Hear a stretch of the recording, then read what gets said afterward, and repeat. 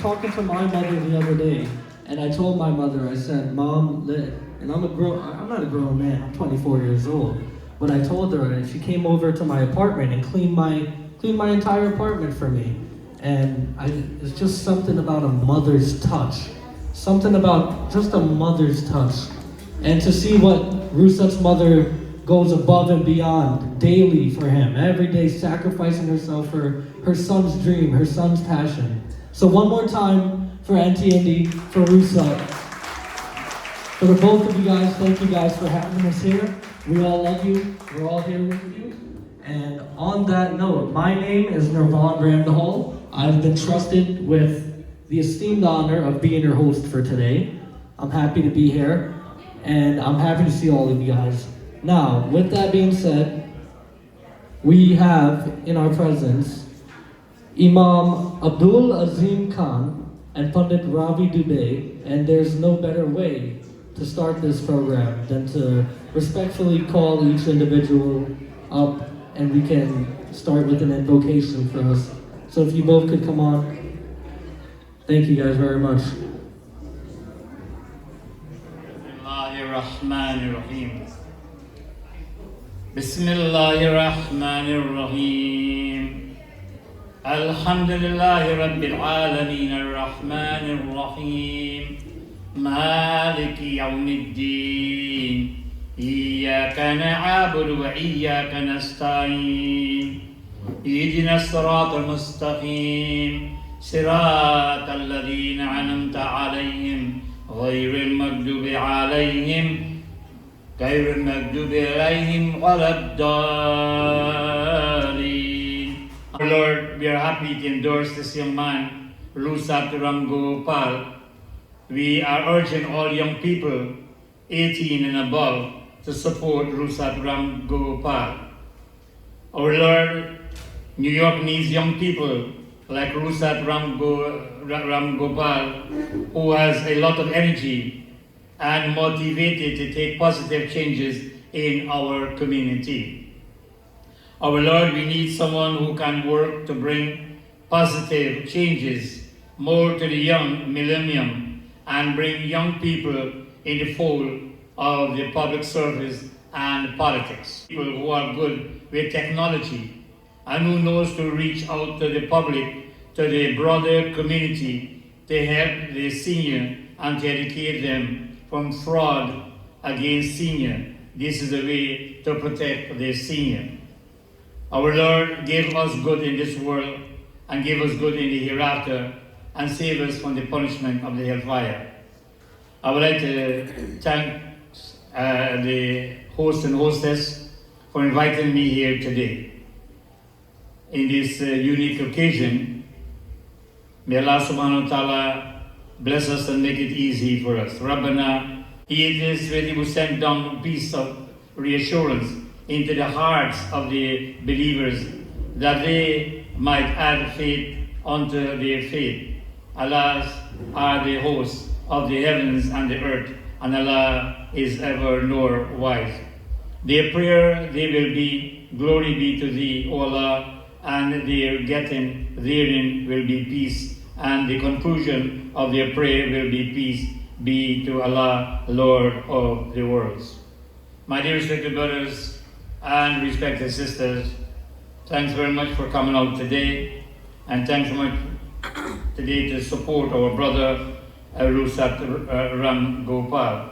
I wish him the best in life, and I wish him success, and anytime he needs help from Masjid Umar bin Abdulaziz, which is situated 8829 161 Street in Jamaica, Queens. We are there to help him. Rabbana atina fi dunya hasana wa fil akhirati hasana wa qina azaban nar. O Allah, give us good in this world and give us good in the hereafter, and save us from the punishment of the hellfire. Thank you very much.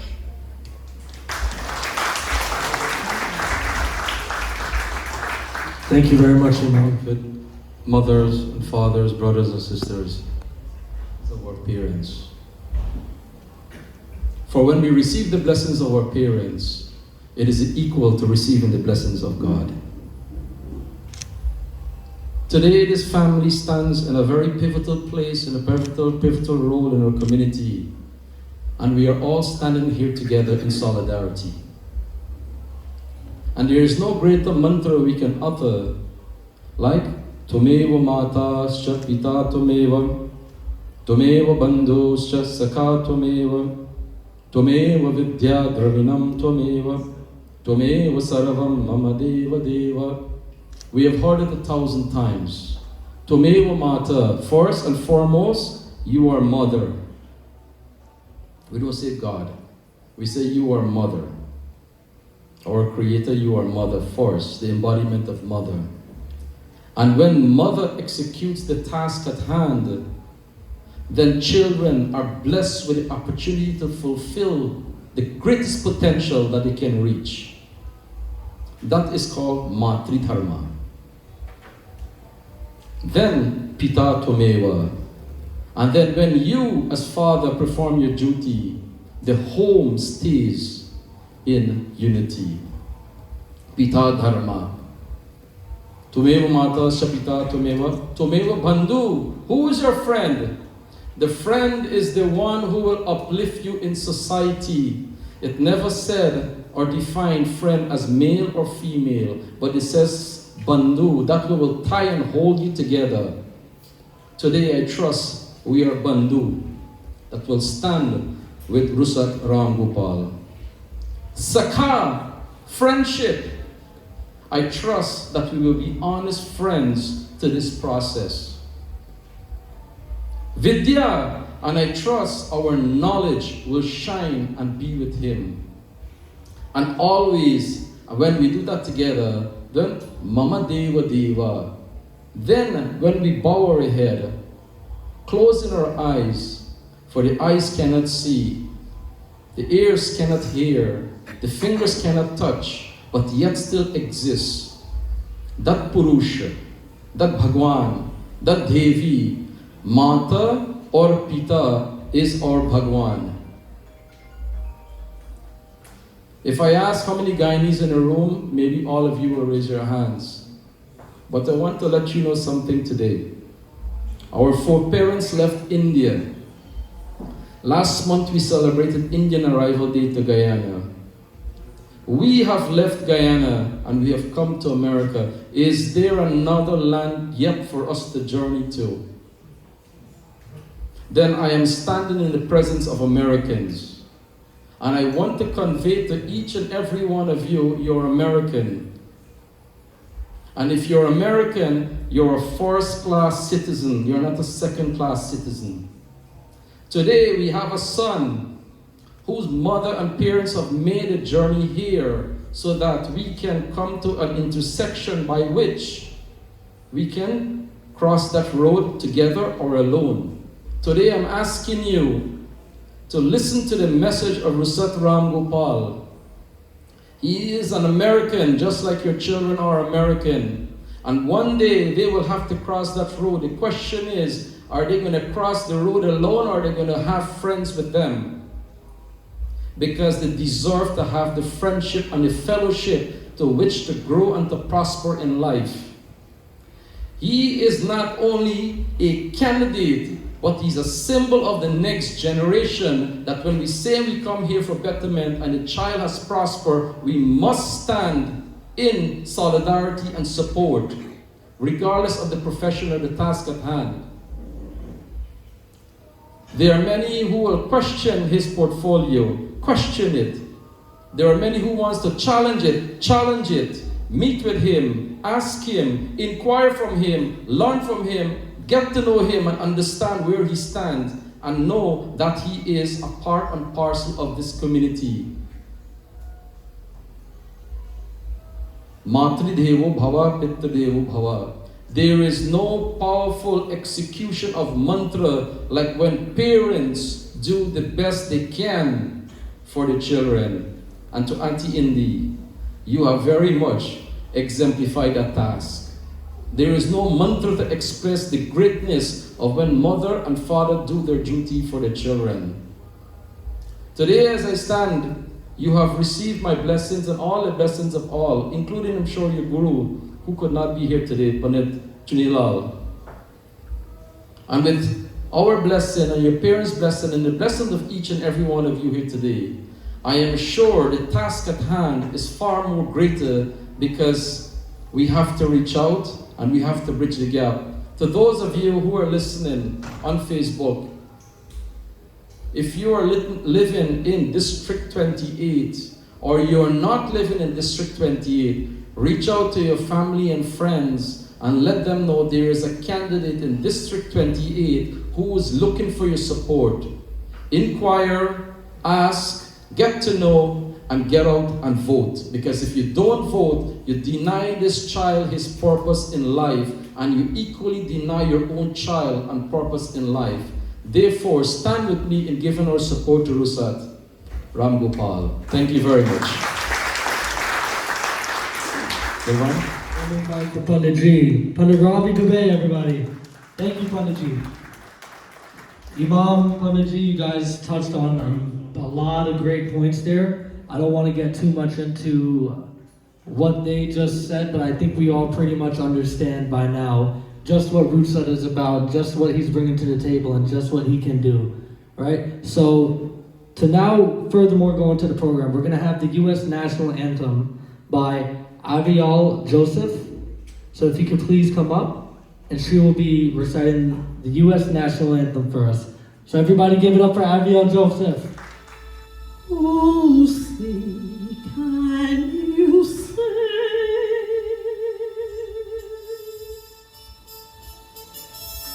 by the dawn's early light what so proudly we hailed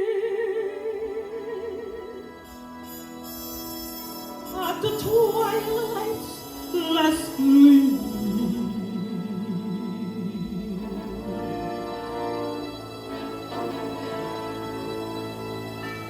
Whose good stripes and bright stars through the perilous fight, all the ramparts we watched were so gallantly streaming.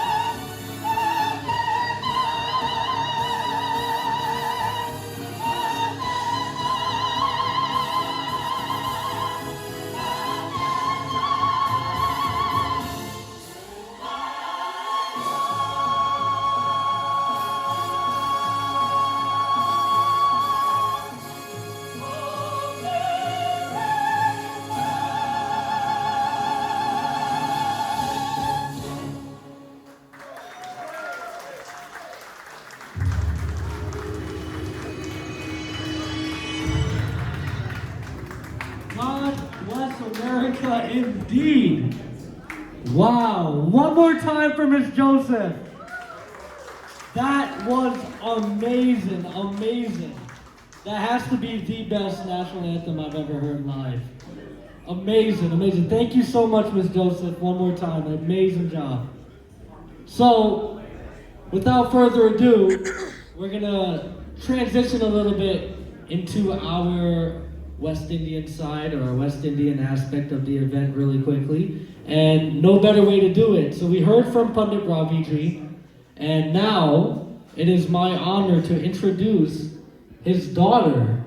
Her name is Pooja Dubey, and she is a phenomenal, phenomenal singer. And thankfully, we will all get to hear from her right now. So please, everybody, and I never knew Rusat, I never heard of him, never knew he existed. One day, I'm doing a show, I'm singing in a show, and his mom actually came up to me, and his mom introduced herself to me and said, hey, I know your dad, and da-da-da-da. And then, first conversation I had with Rusat, I didn't even get to talk. But this is what Panditji said earlier, where it comes to humbling yourself and having the ability to learn from each other, no matter the age. And my first interaction with Rusat, I was able to learn so much from him, and hopefully the rest is history, brother. So, without further ado, Pooja Dubey.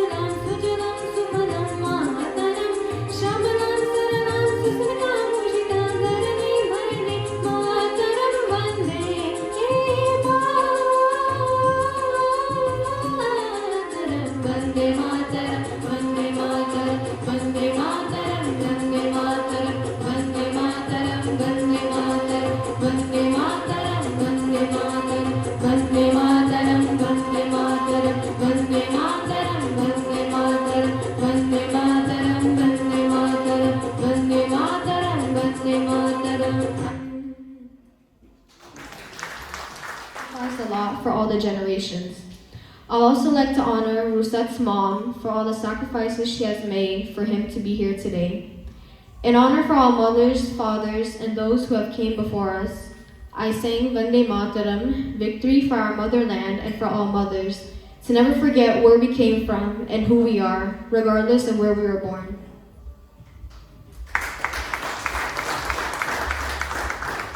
Wow! One more time. Pooja Dubey. I felt like I was listening to an actual Bollywood track there. That was amazing. Your father, Panditji, you must be so proud. God bless. One more time, Pooja Dubey, everybody. I want to I want to shout out John from Queens. If you guys know John, thank you for being here. And we have no other than the one and only Miss BB Batoon, the Queen of New York back there. BB, thank you for being here with us as well. So our next speaker is no stranger to this community, definitely no stranger to any of us here today. And I waited a very long time for this moment to be up here and say what I'm about to say, because it feels good. But without further ado, I would like to call up Dr. Don Paul Narayan. Give it up for Dr. Don Paul Narayan, everybody.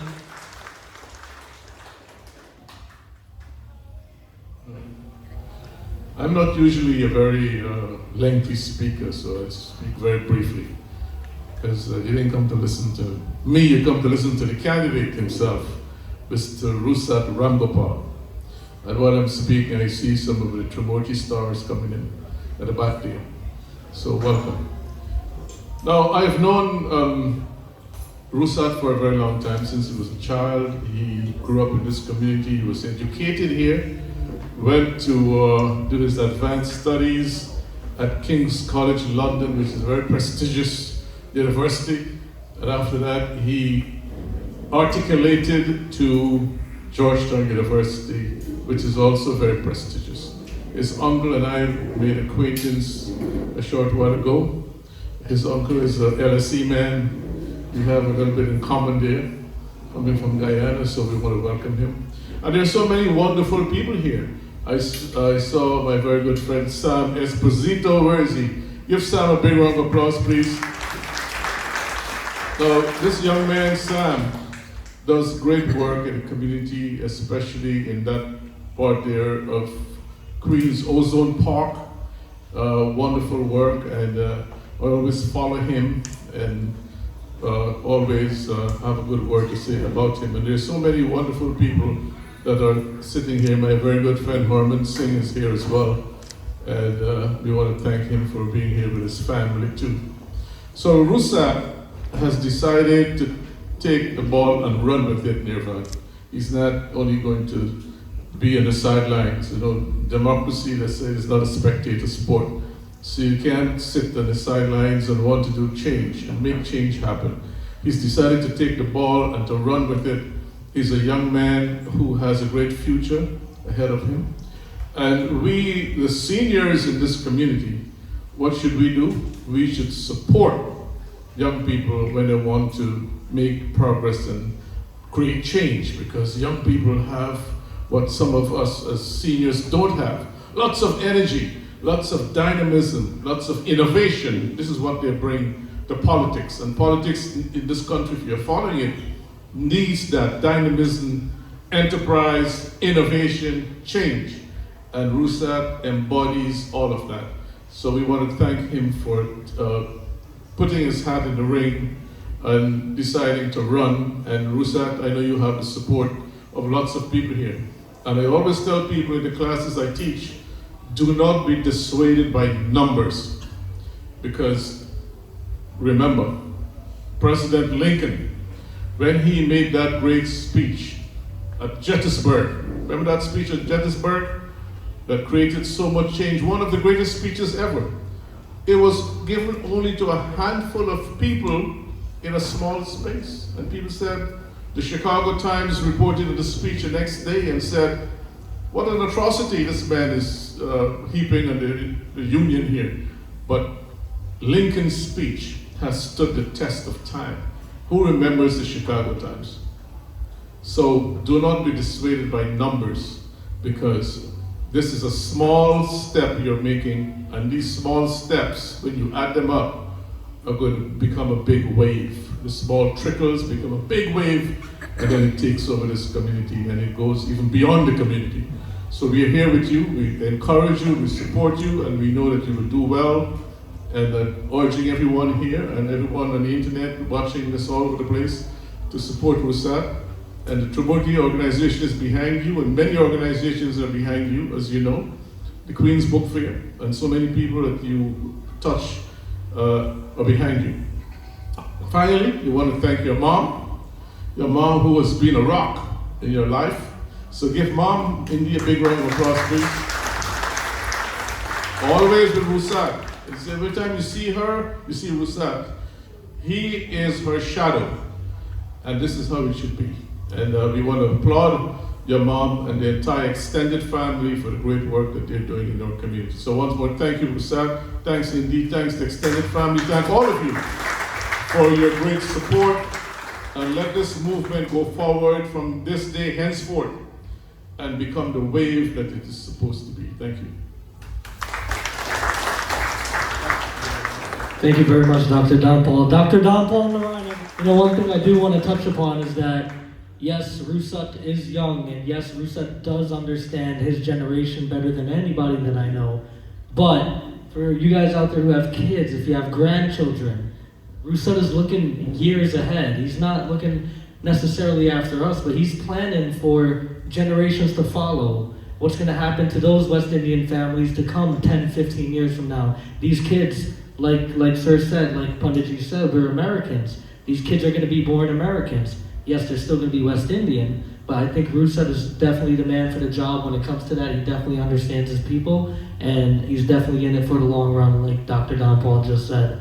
So without further ado, we're going to dabble back into the music section of our program, and we have no other than Mr. Muhammad Rafi himself here. So, Mr. Muhammad Rafi Singh, Mr. Rafi Singh, if you can come to the microphone and grace us. Thank you very much. Everybody give it up for Rafi Singh. He's been singing for a very, very long time in the community. He's no stranger to that song.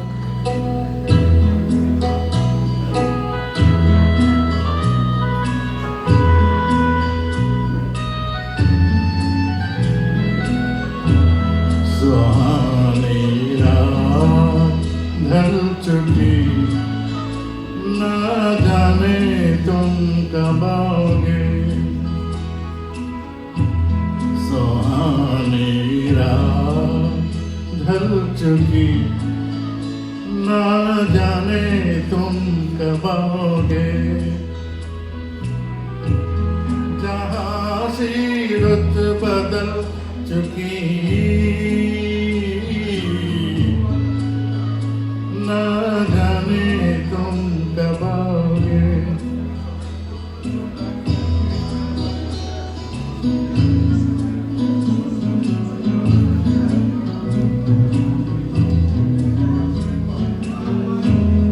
नजारे मस्तियाँ दिखा दिखा के सो गए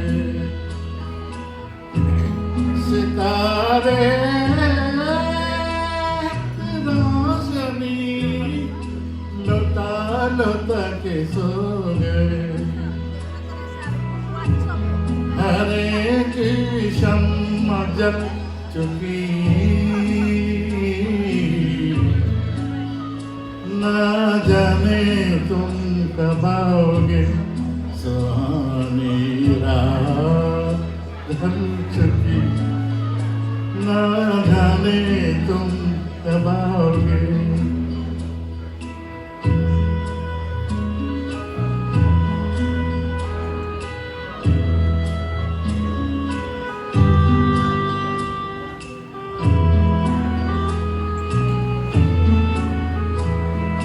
तड़प रहे हैं हम यहाँ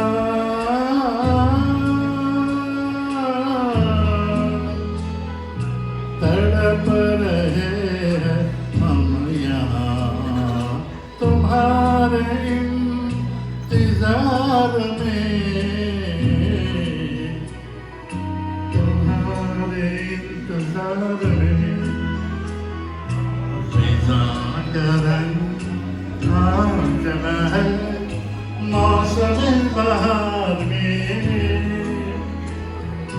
फिजा का रंग आचल है मौसम बहार में मौसम बहार में हवा भी रुख बदल चुकी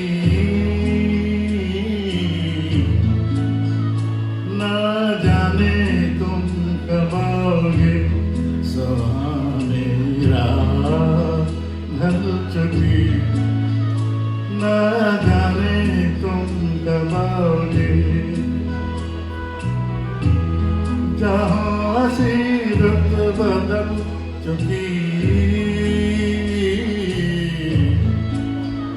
न जाने तुम कब आओगे सुहानी रात ढल चुकी न जाने तुम कब आओगे। Thank you. Vishnu Mahadeo, are you in attendance? There you are, sir. Mr. Vishnu Mahadeo, everybody, please make some noise. Alluded, Rusat is the next generation, and we as a community have never got funded on this side of the Van Wyck. All our elected officials are funding on the other side. If our seniors need any residence, you have to go in South Jamaica. We need to bring the resources here in our community. And Rusat is our opportunity to make that happen. We have the opportunity now in our hands to make sure that we write our history. And our history is to make Rusat our city council person. In addition to that, we have persistence and we do have the votes. Because when we were pushing nearly 15 years ago for Diwali to be an official holiday, it was as though we were talking to ourselves. But last week, both the Senate and the Assembly passed the bill for Diwali to be an official holiday, and we are waiting now for the governor of New York State to make Diwali an official holiday. Now, it means that no matter how we look our votes, we as a people have connection. We can use our connection in our Facebook, in our social media, in the places where we go, the mandir, the masjid, the mosque, and tell people they need to come out and vote. Rusat represents for us a very significant position in City Council, because as is right now, that person who holds the seat is the Speaker of New York City. And I'm talking of significant dollar that our community has been denied systematically. And we cannot tolerate this anymore, because we have the votes. And let us bring those votes out and make sure they vote for Rusat. Thank you very much. One more time for Mr. Vishnu Mahadeo. Wonderful speech, wonderful speech. So our next speaker, I will be calling no other than Mr. Paul King and Joseph Casper, the Republican leader, and Mr. Paul King actually ran for Congress last time. So please give it up for Paul King and Joseph. Thank you guys very much. We're going to go age before beauty. Me first. All right. Thank you, ladies and gentlemen. It's an honor to be here today to support Rusat.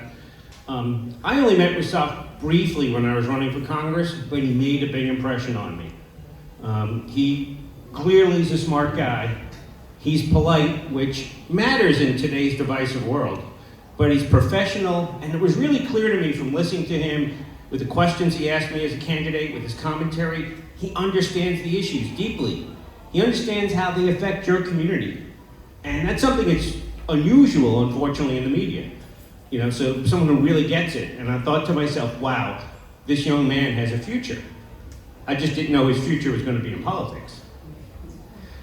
So I took on the political giant, Gregory Meeks, so I really appreciate what Rusat's doing going up against the speaker, as the gentleman just pointed out. So, tough competition, but as I read in a play a long time ago when I was a kid, who would have remembered St. George if he slayed a dragonfly instead of a dragon? And make no mistake about it, Adrienne Adams is a political dragon. She has her eyes set on Gracie Mansion, and it's clear to me from what she's doing and what she's saying, she thinks that if she appeases people on the far left, that's her path to more power. Now, I don't like to speak ill of people in general. I think, if anyone that saw me on the campaign, I generally stick to the positive, but you have to face reality sometimes. And when a Democrat pivots to the extreme, they not only betray their own principles, they're betraying your family, your families. So I'm a second generation American. Family came here for a better life. If you're trying to build that better life, you need the local government to prioritize your family's safety over the so-called rights of criminals. And Adrienne Adams stands with the people, because that's what the extreme left wants, who are standing up for the criminals. I know Rusat's going to stand up for your family's safety, and that's critically important. We send our kids to public school because we want them to have an even better life than we're building for ourselves. And there's too much indoctrination going on in school, not the right kind of education. Again, people on the left, and Adrienne Adams supports them, are in favor of the indoctrination. I know Rusat's going to stand up for your kids, for your rights as parents, and for your family's values, not necessarily what's being taught in the schools these days. Now, the American dream is really supposed to be about earning the fruits of your labor, whether it's in school or in work. And again, people on the other side are saying, well, all that hard work your kids put in to get good grades, to get top-notch marks on their tests, shouldn't matter so much. So we're going to suppress their hard work in favor of others. And if you're a business owner, we're going to make it tough on you. We're going to say, whether it's taxes, whether it's policy, we're going to redistribute some of the wealth you're creating and give it to other people who aren't the constituents who are in this room. Just as your last gentleman said, the money's flowing elsewhere. You create it, gets taken away, gets put somewhere else. And I know that Rusat is going to stand up for our children, for our employers, and for our entrepreneurs, because those are the people who make America work. You are the people who make America work and help us stay great, generation after generation. Just like my family did. Started out poor, my grandfather ended up owning a business, we worked hard together, and that's the American way, that's the New York City way. So we need someone in the city council who's going to be fighting for us, and I know Rusat's that person. So I'm proud to stand here and to endorse him, and I look forward to all of us showing up in November to pass the torch to the next generation, who's going to help save the city and restore it to its greatness. I think electing Rusat's going to be a great step in that direction, so I encourage everyone to do everything you can to help him, and I'm proud to be part of the team. Thank you.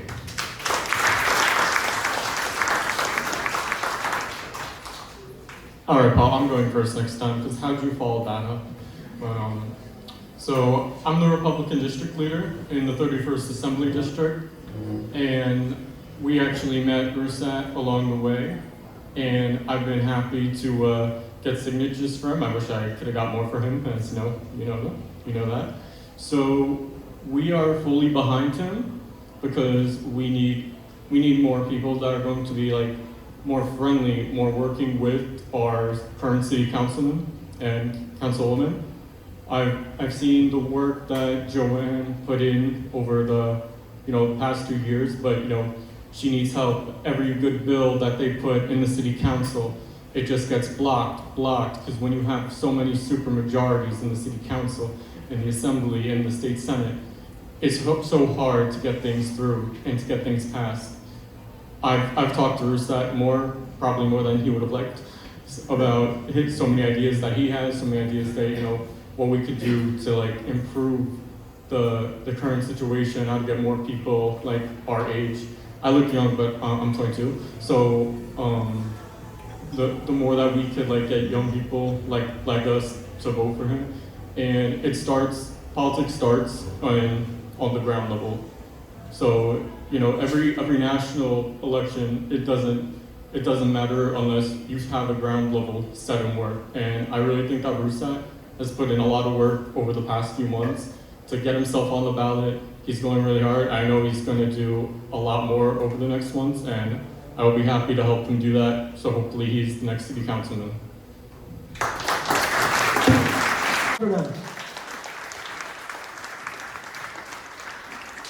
All right, so we're gonna go back into our entertainment aspect of the program, and this next gentleman that I'll be calling up is absolutely no stranger to this community. You guys know him, he's been singing for us for decades on decades, and I've known this man since I was a child growing up, and it's an esteemed honor to be here and introduce him today. He's no other than Mr. Sunny Prasad. Make some noise for Mr. Sunny Prasad. I've known this kid who was since the day he was born. Myself and his father, I know most of you actually know Rick Ramgopal. We are from the same area, Port Morant. I don't know if anyone of you from Borough Beach, Port Morant here. I am from there. Nobody? No Borough Beach people in here? Everybody from GT? You guys gotta be kidding. 99 poor people from Guyana who came to America first is Borough Beach people. Are you follow? Abi? So once again, thank you guys for coming in and support my good brother, Mr. Rusat, in the house. I would like to thank Nirvan for doing a great job tonight. I will thank Andy for having a great son. I'm not into politics actually. I'm actually an entertainer, singer for the last 25 years. I'm a humanitarian guy. I do a lot of charity work in the community. Mr. Dampan know that. Raise a lot of money for Mondays, churches, kids, orphanage, everything. And like I said before, I'm not into politics, but when I met this guy impressed me. I don't usually vote because I live in a different district from here. I tell him I'm supporting him any which way I can, financially and physically. I'm going to support him. So I would like to thank you guys for coming and support him, support his mother, beautiful lady, very kind-hearted, and each and every one of you. May God bless each and every one. I'll do a few songs and cut it out because I told a lot of guys to come and sing. They're going to come next 7 o'clock, and every one of them going to want to be next. That's the way they operate. So thank you guys very much. If you guys have any requests, let me know, please. Okay? I'm going to try to do my best. अकेला इस दुनिया में कोई साथी तू मेरा साथ अकेला इस दुनिया में कोई साथी तू मेरा साथ अकेला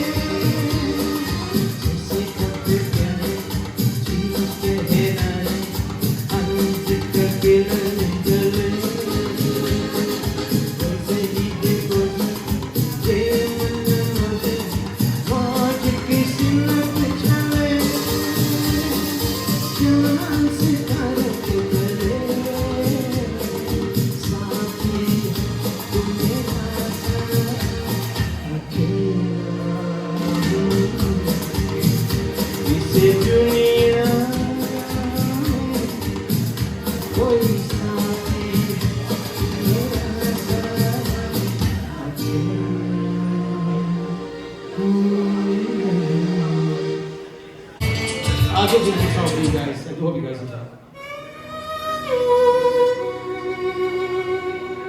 La la la la.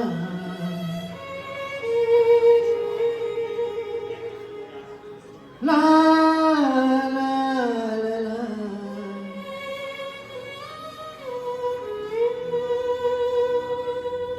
La la la la la la.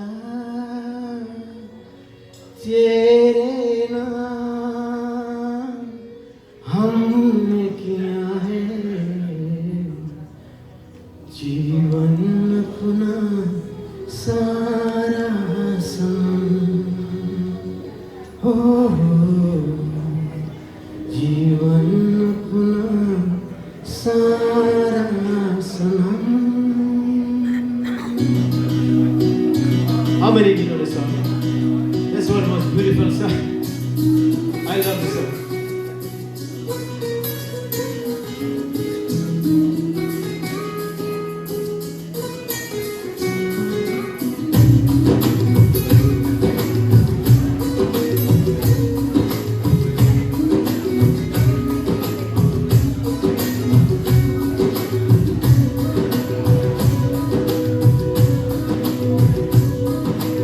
तेरे नाम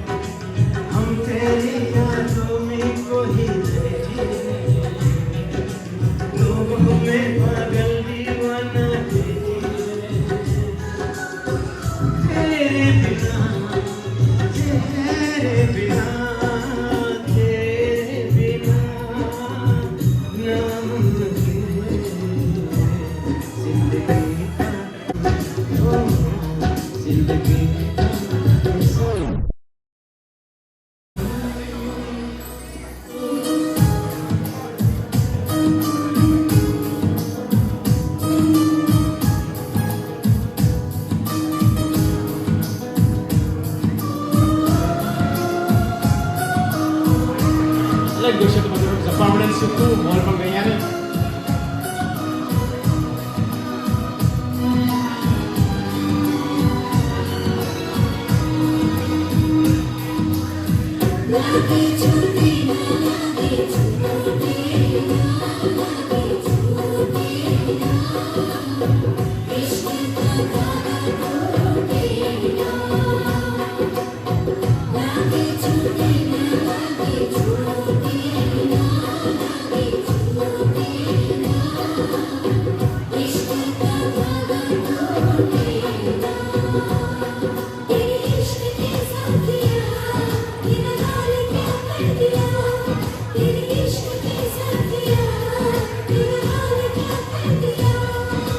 नैनों से बहती आंखों हमने तुझको देखा जैसे बिरहा की इतनी पल पल जबती है अब तो सांसें तेरी माला चलती है तेरे लिए तेरे लिए तेरे लिए इस दुनिया का हर सितम है हमारा सनम हर सितम है हमारा सनम तेरे नाम हमने किया है जीवन अपना सारा सनम जीवन अपना सारा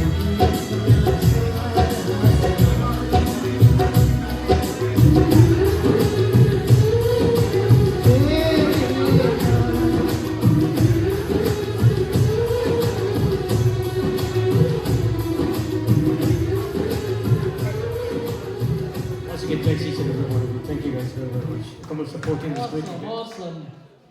What do you guys think? You guys like that? How you feeling? How you feeling? You feeling good? All right. Now, this next gentleman that I'll be called up to speak to us, it is very much an honor to do this. He is one of the original, or you could say OG members of the ICF, the Indo-Caribbean Federation. And not many, I mean, I don't know if anybody knows me or doesn't know me, it really doesn't matter. But my Aja was actually one of the founding members of the ICF himself. And it's good to see, you know, the older I get, more I get to meet the gentleman that I grew up hearing about. So this next gentleman is one of those guys. He is no other than Mr. Herman Singh. Mr. Herman Singh, please, if you could grace us and just share a few words with everybody here today, that would be amazing. Thank you very much. Herman Singh, everybody. And of course, I know his grandfather back in the days, along with my good friend here, Mr. Diego Sign. I want you guys to give him a big hand. He is in this community a long time. And those are the guys I seek advice from when I was a young kid growing up. Rusat here, a very young individual running for public office. And we had Joseph Casper Jr. came up here. His father ran for public office many times. We supported him all the time. He eventually made it. He's a civil court judge today. And it's great to see so many of you here today supporting Rusat, because we need to support our youths in our community.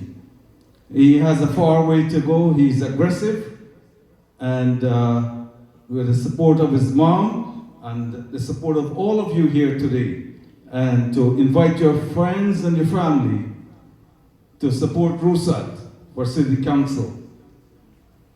I would like to congratulate Rusat for taking the step to run against, like Mr. Vishnu Mahadev said, a very big candidate.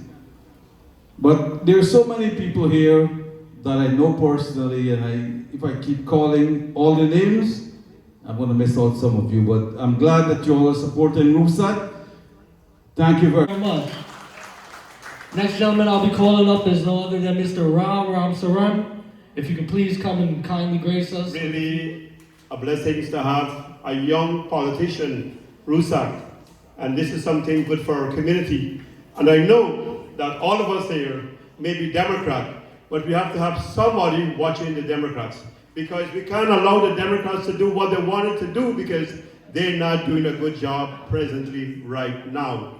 So as we hear, coming here to this gathering and listening to all the good words for Rusat, when time comes for election, you gotta put your vote to Rusat. So I just want you guys to know, we need this guy to be elected in the council so that he can represent our future children and the future generation. If we don't do that, then Democrats gonna ride on us. Democrats gonna ride on us. So be very carefully how you're gonna make your vote when elections come in November. Please, remember, Rusat. Don't let us come here and pretend that we want to support him, and on election day, you think elsewhere. Only think about Rusat when you go to the polling station in November to vote, so that this young man can be elected and represent us and stop all the bullcrap nonsense the Democrat is doing. Am I right? And that is my little speech to Rusat, and I want to give this young guy a round of applause. Let's give a standing ovation for Rusat.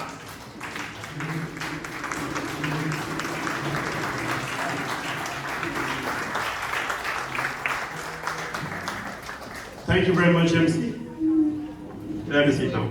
Correctly, but few months ago, I happened to meet Rusat and his mom, Indi Mohan, and the little that I know of, Indi Mohan is the proudest woman sitting in this audience here today. So let's give a round of applause for Indi Mohan. You did a good job with Rusat, and the support that I heard you give to him, I hope this will take him a long way. And I can see that in the future, maybe not us that sit here, but our kids and maybe 4 or 5 other generations will be benefit if Rusat gets his desire fulfilled. So I want to encourage each and every one of you, the viewers that viewing, it's a community takes to build a community. And like Nirvan said, I came and I took a part, and who builds me is people like you that sits here.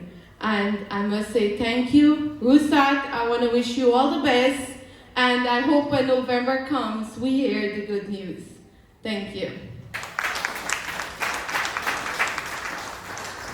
Thank you very much. Bibi Batoon, everybody. One more time for Bibi. One of the strongest women I know. Thank you so much, Bibi. So this next speaker, I believe he may end up being our final speaker for tonight, is a man no other than Mr. Null Singh. If you are here, Mr. Null, you're right here. There you are. I've never met you. Now we're... Good night, ladies and gentlemen. Rusat's mom asked me to say a little bit about their background in Maikoni. But before I do that, I'm exceedingly happy to be here to support Rusat. From the time I have known him, the mother introduced me to him in Trimurti Bhavan. At that time, he was the captain of the debating team at Columbia Secondary School. And I've been following him closely from then till he went to the London University and he did a dual law degree there, and he was also captain of the debating team there. And subsequently, he went to Georgetown University where he completed his law degree. Now, I have known Rusat's mom and her siblings and the maternal grandparents from Maikoni because I was their next door neighbor. I have known this family for over 50 years. Rusat's maternal grandfather was a very prominent and prosperous rice farmer. The grandparents were very kind, simple, loving, and humble people. They ensured that their children secured a good education. The 2 sons and 3 daughters attended Novar Primary School, where I was a teacher for 24 years. 2 of the siblings graduated to senior secondary schools in Georgetown, and the other 3 went to Maikoni Secondary. The second son, Bali, he wrote the common entrance exam, I think it was 74, and he graduated to the prestigious Queen's College in Georgetown, Guyana. The other sister who I taught his mom, she graduated to Indian Education Trust College in Georgetown. So at a glance, you can clearly see where he got some of his genes from. Give the family a round of applause for that. I would like to commend Rusat for his community work. Shemuti Bhawan in Harlem, in Richmond Hill, and other communities around. I love his simplicity and his humility in reaching out to people in every walk of life. I've been following him closely on Facebook, and I must commend him for the job he's doing. I want to wish him well. I know he will succeed. Congratulations on your political venture, and good luck. Thank you.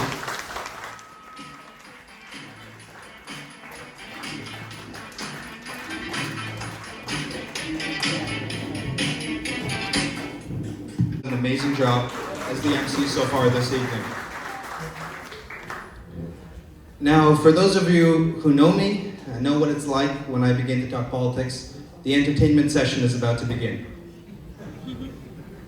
Thank you all for coming out here today, and thank you to all those who made this event possible. Thank you to, first of all of you for coming, but also those who donated food. I will give a special shout out to Miss Bibi Fairfield Pavilion. Thank you so much.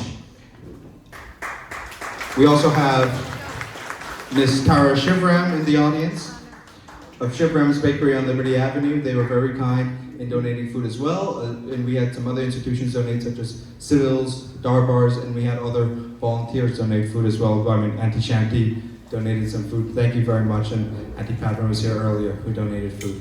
And without them, you wouldn't come, right?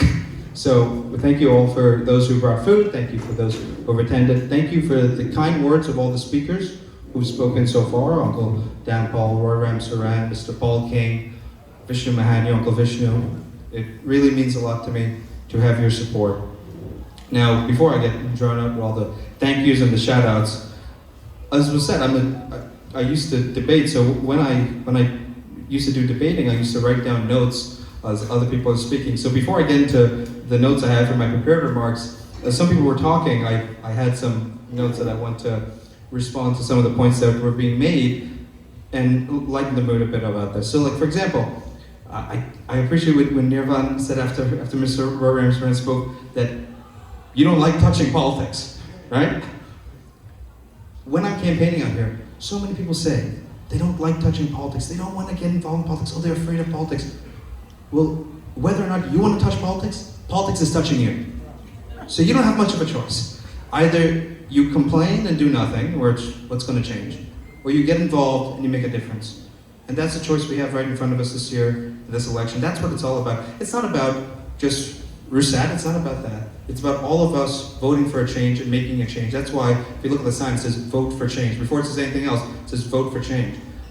That's what it's about. And we need a change in this community. Anybody who lives in this community, who hasn't been lucky enough to move on to Long Island or Florida, they know what it's like. It's declining every day. The ghettos are improving, and here is becoming a ghetto. You have crime like never before. Public safety is the #1 concern of everybody except the Democrats in charge. You have sanitation going downhill. You walk down Liberty Avenue, middle of the night, you'll see garbage bags filled with food coming in, and the rats will be piling up 2, 3 o'clock in the morning. It's not going to be clean until hours later. You look at the education. Our children, especially after COVID, after the long lockdowns of our schools and not being open and online learning for 6 and 7-year-olds, our reading rate right now, guess what percentage of children are passing their state test scores for reading and are reading level for their age? Do you think it's 70%? 60%? It's 49%. 49% in the public schools right now. And instead of helping the public schools, they're cutting it even further. I'm a product of the New York City public schools. I know what they can achieve at their best. And they're cutting it even more. That's why you need somebody in office who knows what it's like to make the public schools succeed. Because I did it for myself, and that's why I'm running to do it for other children in the future as well. The people in power right now, they've never attended the public schools. I mean, Adrienne Adams, she's 62 years old. First of all, she didn't, the last time she attended a public school here, Jimmy Carter was president. I mean, it's like 40 years ago that these guys attended, but they don't know what it takes to make the public schools work now. I do. And that's why you need somebody of this young generation to get involved and do it. So many people said, you're young, you're young, you're young.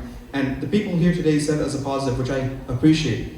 But there's some people who go and say, it's a negative. It's not a negative, it's a positive, because I understand the world around us today in a way that the current politicians don't. And also my youth, I remember I was at an event, the ICF event last weekend, and somebody went up to me and said, you're so young, why are you running? Now, number one, I told them, you have to run now, because 5, 10 years from now, we may not even have a proper community to save at that point, so you have to save it now. But I said, me being young and me being fresh is exactly the reason to run. They haven't tried to ruin my reputation. Well, they tried, but they haven't done anything to ruin my reputation yet. They haven't successfully attacked me. And that's why certain people are so afraid. Because they know that I'm clean. I'm a clean guy. I'm a straight guy with a straight record. And when I get in, those who don't, well, I think they know the answer to that.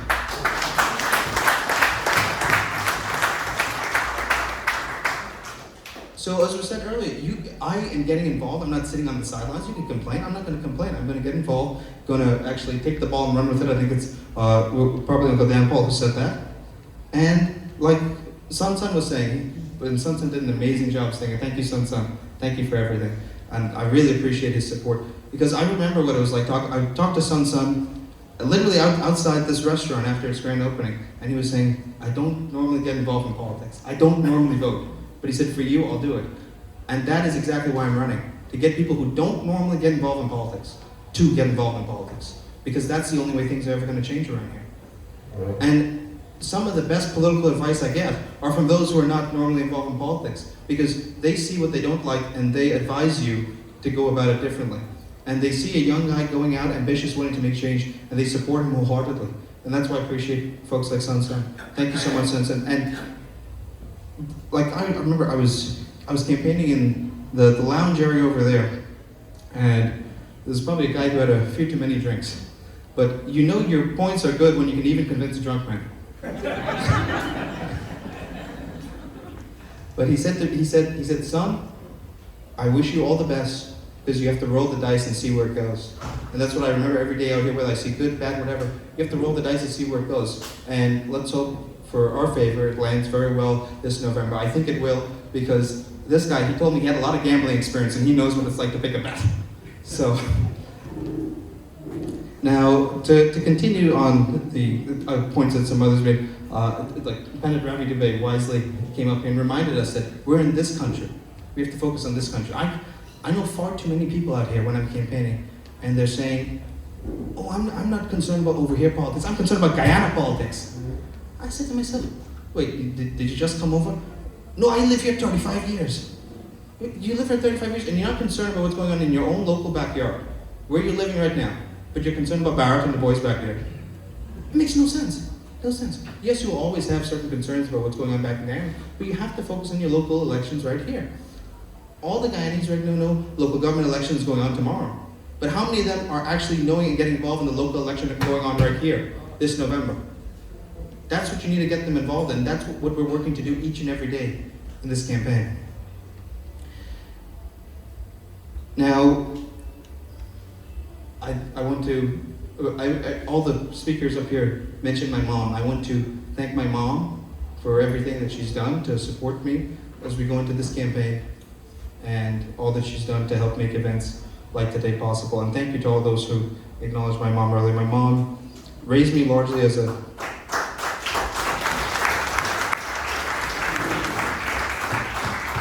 single mom, and for those who don't believe that things are possible and that they treat certain people certain ways, I'll just say, look at my story. It's a single mom, broken home story, and look where it's going. So there's some people ask me, why am I a Republican? My life story. I remember Ronald Reagan famously said, it wasn't his origin that mattered, it was his destination. And that's my life story.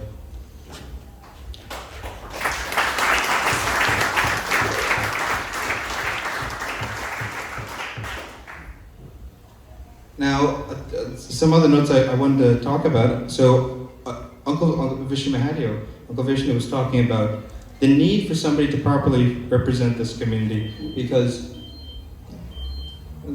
somebody has a page up. I know you guys still vote like it's the 90s, but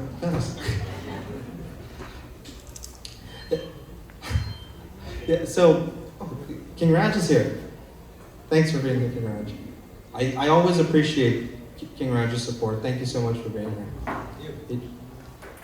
So one of the reasons I appreciate King Raj's support is King Raj is a great guy who's always, not only is he also related to me, but he's also always shown me kindness. And for those who remember, 10, 15 years ago, King Raj was one of the biggest guys in this community.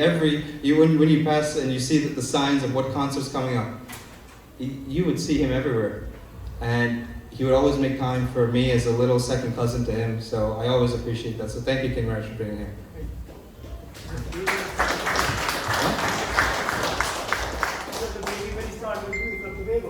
Yeah, he's still a baby, look at him. He still looks young. I love this guy. You guys are genius. Yeah, so I was saying about what other people said. I mean, Uncle Dan Paul said about the numbers. I think we got some good numbers here today. I think Guyanese, 4 o'clock means 5:30, but I think we made it good in the end.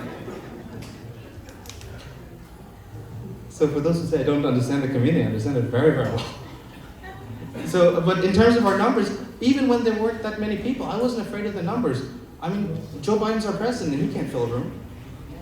He got like 6 people at his rallies, and he still became president. So, Uncle Vishnu was saying about the disparity between our community and over the Vanderbilt. When people ask me why I run because I see our community so underrepresented in every way. When we look at the way discretionary funding is being done, when people ask what can a city council member do, a city council member has large impact over very particular areas, including zoning and including discretionary funding. And Adrienne Adams has used that position for the past 2 terms, the past 6 years out here, to do it predominantly on the other side of the Van Wyck.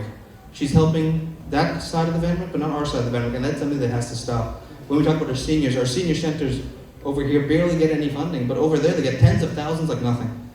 You look, they have a brand new state-of-the-art AARP facility, health facility for the seniors out there. Where's that on this side of the Van Wyck? We don't have that. And in order for that to change, you have to get out and vote, because that's where the power comes from. If you vote and you elect a member of your community to be in that position, we will get those things. Some people ask me about, why you're running, and do you think you could win? And I think we could win for many reasons. You look at the support we're getting, and you also look at, it's something called an off-year election this year. And even though, so we have the Republican line, we have the independent line as well, and we're running an off year where the Democrat turnout will be lower than usual because they don't have governor on the ballot, they don't have mayor on the ballot, they don't have president on the ballot. So this is something that we can catch them off guard with, and we can end up winning in the end. All those old young here will know the story from Aesop's fables of the tortoise and the hare. Remember, the hare thought that they had the race all wrapped up and they didn't do any work. And then slow and steady won the race. The tortoise passed it in the end. And that's a story that's taught to children for a reason, because it's a valuable life lesson. And that's exactly what we're going to see play out this November. The Democrats aren't doing any work out here, and I'm very thankful for that, because that's exactly how we're going to end up winning come November 7th. And I say November 7th is the election day, but we also have to focus on what happens before the election. We have basically an election week. You have early voting for a whole week before the election day, and we have to get our people out to vote. As Mr. Ramsden was saying, it's not just about talking, it's about getting out to vote. As I prepared to go into politics and run out here, I talked to people like Uncle Dan Paul, and I remember Uncle Dan Paul telling me this story about how so many people told him they're going to vote, they're going to vote, they're going to vote, and then come the election, they said, oh man, I had work, I couldn't do it. Well, that's why we have early voting now. So you may have work on the election day, but get people out in the whole week in advance, so it doesn't have to become an issue. They come out, they vote, and we're going to get the turnout, and we're going to end up winning, because as Uncle Dan Paul said about the numbers, we have the numbers to win, we just need to get the turnout to win. And we can't be complacent, we can't say, oh, it's going to be next time, we're going to win it next time. No. After a while, there won't be a next time. So many people have tried in this community, tried for us to get representation, and it hasn't gotten done yet, but we need to finally get it done, because each and every day more individuals from our community are leaving, they're moving out, and we have the numbers to win now. We may not have it in a few years, so you have to get it done now, and you may not get proper candidates in a few years either. If you look at why Guyanese have not won, it's there's different factors: the turnout, the lack of unity, the lack of proper candidates at different points in time. But I don't mean to toot my horn, but I think we have a good candidate this year.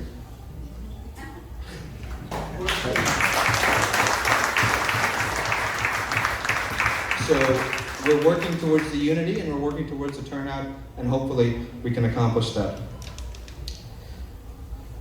Now, another thing that was funny that was said earlier is that in the Panarati debate, you were saying about how people will scrutinize every little thing about you. And it's so true. Even when I walk down the street, they see me and they say, "You're not Guyanese for truth. Where you parents from?" And then you gotta go and you gotta, I mean, in a way, sometimes you do have to release your birth certificate before you run.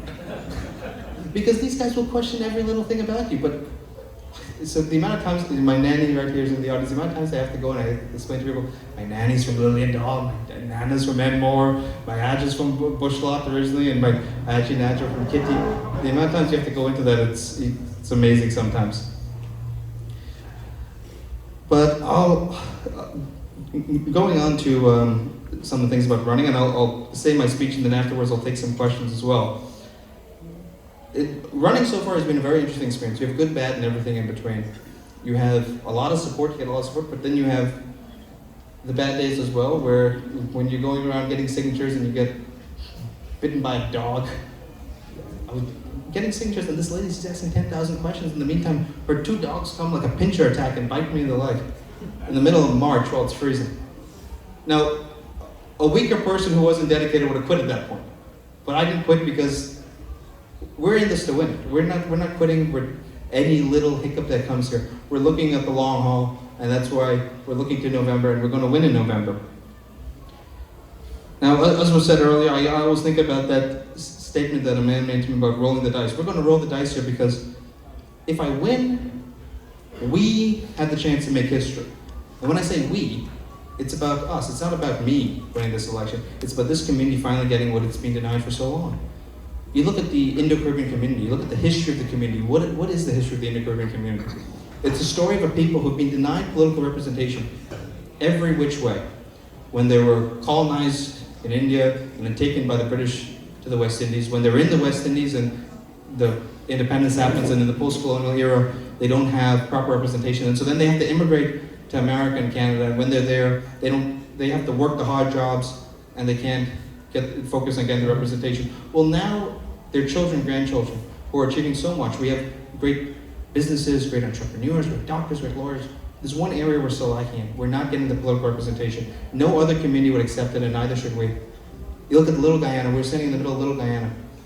There's not a single Guyanese representing Little Guyana. Did you ever hear something like that about Chinatown? No. So why should our community accept it? That's why it comes to an end this November. We're going to get the political representation, and when it's not about one person, it's about a community, because when one domino falls, everything else falls from there. When we get that first office, we'll get so many others after that as well. Everything changes once you get that first win.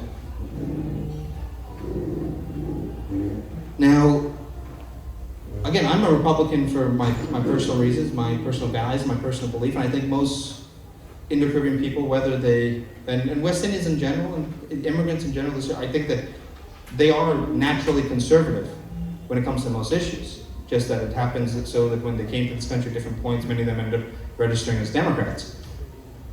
But a lot of people, they go and they say, oh, why didn't you run as a Democrat? Well, first of all, I'm a Republican, but on top of that, the definition of insanity is trying the same thing over and over again and expecting a different result. And we have had so many individuals, very nice people, great people. One of them is in this audience today. So many people try and run as Democrats. And they don't get it. Because for reasons I'm not going to say on camera, there are reasons that you will not win a Democrat primary out here running as the guy in his game. You just won't. So we've seen the data time and time again. We can go down the names. You can look at Richard David most recently, Dr. Dan Paul Narayan right in our audience, Rabi Mahadio, Albert Baldio, Trevor Narayan. We could go down the whole list. It's not going to work. So how many more times do we need to see the failure happen to realize we need a different road in order to go to success?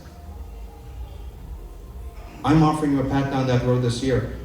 It's up to the community whether or not they will join me and whether or not we will... is that cabbage? Yeah. Well, I know he's joining me for sure. Republican all the way, man. That's why I said it. Republican all the way.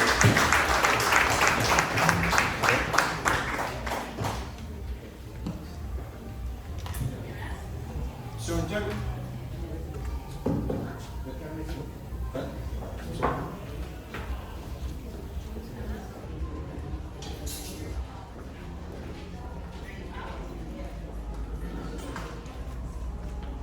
the old riddle, how many Guyanese does it take to fix a mic system? The answer is 2.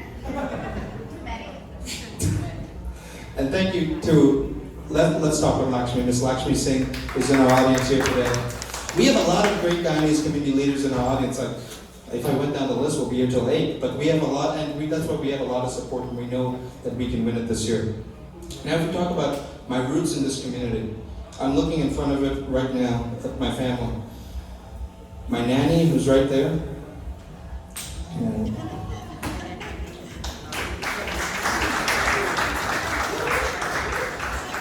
And for those who don't know, nanny refers, my nanny, Nana, immigrated in the 1980s to this community.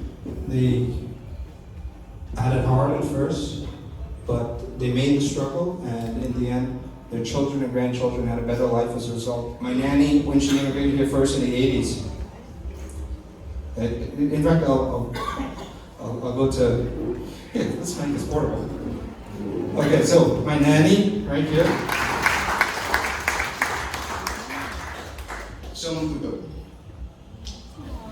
my nanny is old now, and you'll see her hands who have. I was going to say, you can see her hands have taken the wear of many hard years. She was a rice farmer's wife in Guyana, and when she came to this country, these hands in the 1980s used to work in a sweater factory. And this year, those same hands will vote for her grandson to become an elected representative in this area.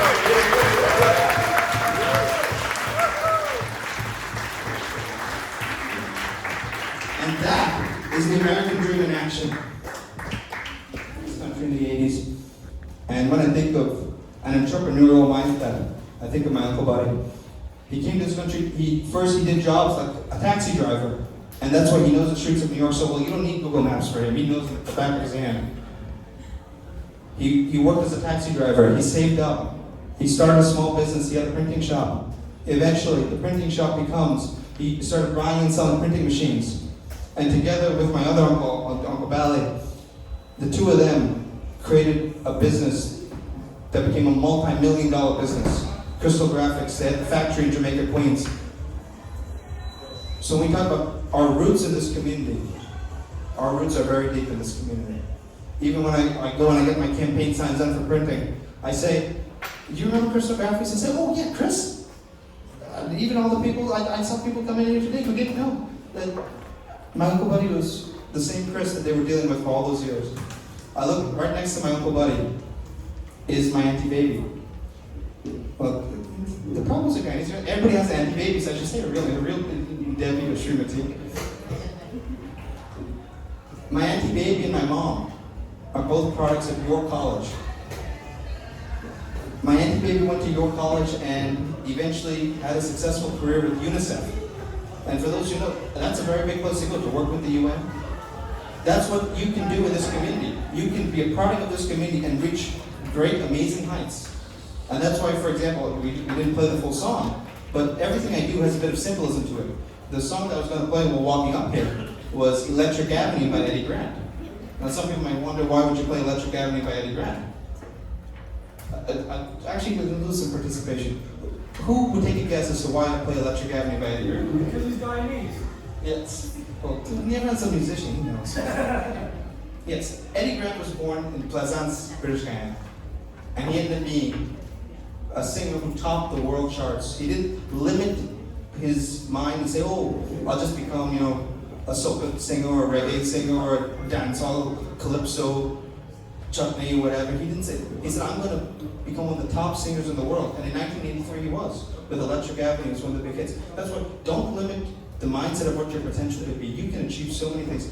Just like how Eddie Grant topped the charts, we're going to top the voting this year, and we're going to top so many other things in the community as well.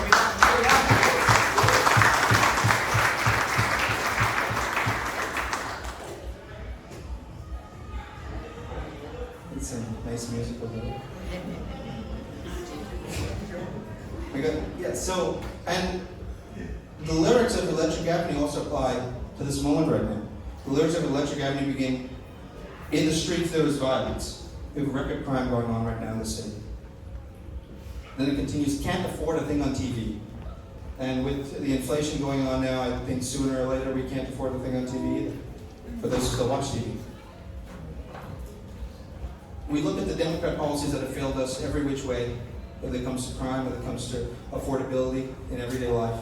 And it's time to make a change, and that's what we're going to offer this year. That's why we say vote for change, because one-party rule never ends well. But when you look at countries across the world, and right now we're in a situation where we have a city council that's dominated by Democrats in the city. We have a mayor that's a Democrat, and whatever policies they want, whether they make sense or not, they can get passed. We have a Democrat in the White House as well, so you're not seeing much of a check on power. The American system works when you have proper checks and balances, and if we get more Republicans in the city council to serve as a check on the Democrat policies, we will have a better city as a result. Now, as I was saying earlier, hi Leon, thanks for coming. So for those who don't know, Leon is I'd say he's a social media influencer in this community. So we have a wide range of support. We have radio hosts, we've got social media influencers, we have everything in this community. And that's why we're reaching out to all different groups in order to win, because that's the only way you're going to win, by getting every different type of segment of the population. Now, as I was saying earlier, my mom and my aunt were products of York College, and we're talking about the American dream in action.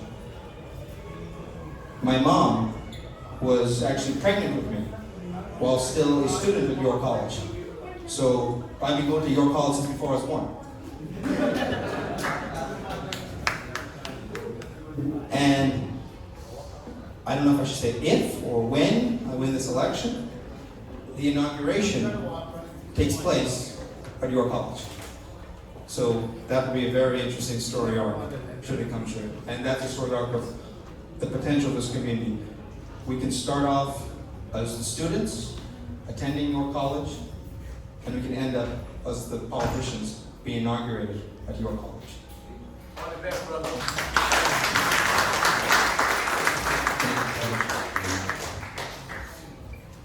And in terms of my dad, unfortunately, my dad can't be here today because my dad is disabled and he lives in Florida, but my dad's brother is here, my Uncle Vinod, and I'm very happy that he's here to represent my dad's family.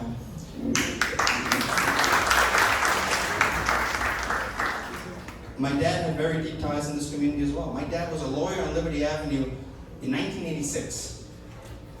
The only other guy who was a Guyanese lawyer on Liberty Avenue in 1986 was K. Walter Ram and him. And that's why they shared office together at first. So they had deep ties in this community, and then my dad eventually had an office on Queens Boulevard as well. So they had very deep ties in this community to the extent that, ironically, in 2000, the local Democrats, then under the leadership of one John Sampson, tried to recruit my dad to be a Democrat candidate for state assembly. Little did they know that the son would be a Republican pointing to me against them. But like I was saying, my grandparents came to this community in the 1980s. My story is like so many others. We have achieved the American dream in so many ways, but now we finally can put an end to this political nightmare. The story of our people in this area has just begun. We will not be silenced, or we will not be sidelined, even though they try so often to do it. And when I say they try to do it, that's exactly what they're doing. We look at the district lines for what I'm running for in City Council. The district lines right now is Liberty to Belt. The reason it's Liberty to Belt now is because it used to be Atlantic to Belt. But the last time the lines were drawn is they're drawn every 20 years after a new census. So a census every 10 years, but the way the city charter is, they do it every 20 years. In 2001, they didn't need to be concerned that there was enough immigrants in the area, especially Indian and West Indian immigrants, that they could form a voting coalition and win. So they had an Atlantic to Belt. Come 2021, now they're very concerned. There's a lot of voters between Atlantic to Belt that could pose a danger to those in power. So they changed the lines to Liberty to Belt.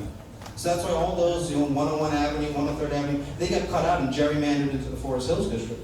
But we still have our district, Liberty to Belt. We still have the numbers that I believe we could win. I wouldn't do this if I didn't think we could win. But I think we have the numbers, we can do it.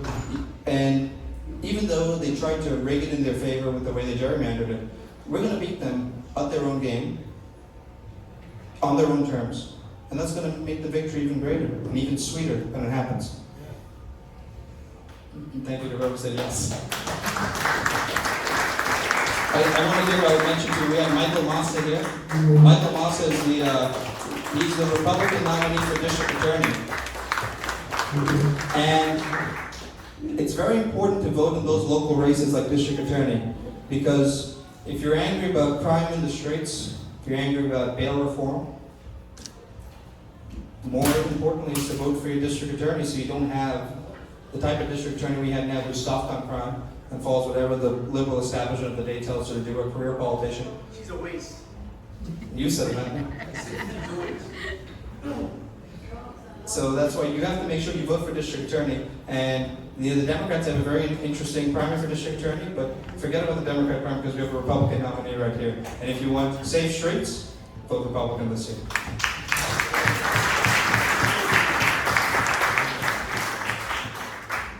So they're afraid that this community is a sleeping giant, but this sleeping giant is going to wake up, and we are going to come out in droves this November and carry us to victory. Because our parents and grandparents didn't come here for us to squander the opportunity. Our parents and grandparents struggled for a reason. They struggled for us to achieve something greater. If you look at other immigrant communities over the years, they did exactly that, and now it's our turn. Look at the Italian community. They had a very hard time when they first immigrated here. But the children and grandchildren of the Italian community became Mario Cuomo and Rudy Giuliani. And there's no reason that can't be the same for us. Absolutely no reason. We just have to put our minds to it and get the work done. Now, we talk about the underrepresentation of this community. You look, for example, at COVID, the worst pandemic in the century. These zip codes, 11419, 11420, were the most infected in the city, but among the least served. That's why representation matters. Because when the crisis hits, and you don't have the people in office truly representing you, it's too late at that point. You have to vote the right people in before the crisis hits, so when it does, you have a helping hand reaching out to you. Makes sense, bro. Exactly, Cabbage. Exactly. And I was talking about how COVID has left our schools decimated. You look at the reading level is the reading level is 49% now. The math comprehension level is 38%. It's terrible. This is something that should be unacceptable. And we can fix our schools. We need to properly fund our public schools. And if they're not going to properly fund the public schools, they need to give you options as well. And that's why you need things like, for example, exploring the option of charter schools. You look at Epic High School, what they've done on Rockaway Boulevard.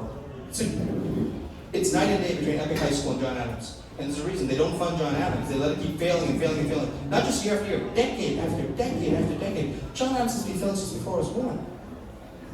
And they still just leave it the same way. But we have to have change, and the people in charge right now clearly aren't doing it, so we have to get it done. You look at Adrienne Adams, we were talking about how she's the speaker, right? That was mentioned earlier. She's a speaker who cuts public education. As far as I was concerned, I didn't know Democrats did that, but she did that. Because Democrats used to be the ones for public education. So she and Mayor Adams approved a budget where they cut $215 million from the public schools. The Senate Majority Leader of the United States, Chuck Schumer, can make the time to come onto this committee. But Adrienne Adams could not. Adrienne Adams is the elected city councilwoman for this community. Over the past 6 years, has not come out to any events for us. She doesn't walk the streets of Liberty Avenue and meet with the business owners. She doesn't see the trash lying all around the place. She doesn't go to the schools that are being left behind time and time again. She doesn't go to any of our events, whether it's Eid or Holy, or the honor of being the MC. The mayor came, but Adrienne Adams couldn't even come to her own district. Her own district, she couldn't even show up. It's disgusting. It's appalling. The disrespect that she shows time and time again, and she does not deserve to be reelected to this position. If you don't do your job, you get fired. She hasn't done hers for 6 years. It's about time to fire her.